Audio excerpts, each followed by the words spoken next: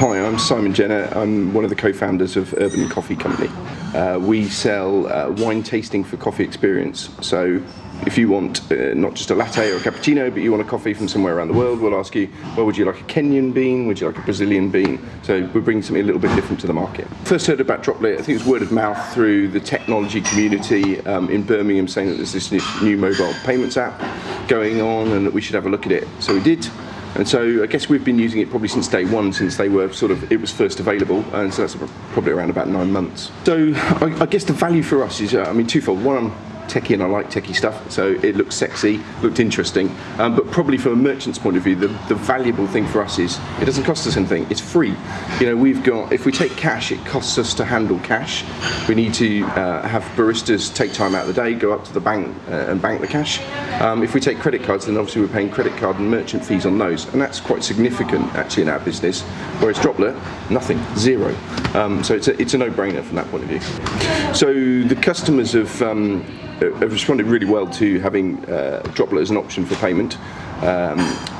Obviously there's the early adopters, those that are fairly tech savvy, know how to download the app, know how to use these type of things. We've picked those up really quickly.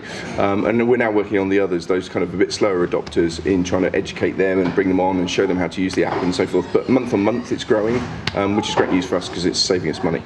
Yeah, so in terms of integrating it into what we had already, it's pretty straightforward.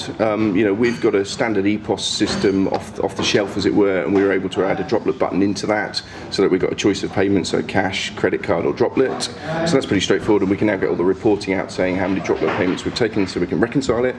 And then the other thing that we've had to add is a little iPod Touch next to the till so that we can see the payments coming in.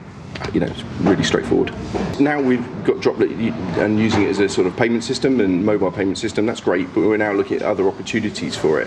So we already have our own app that's for customers for finding our various locations and so forth.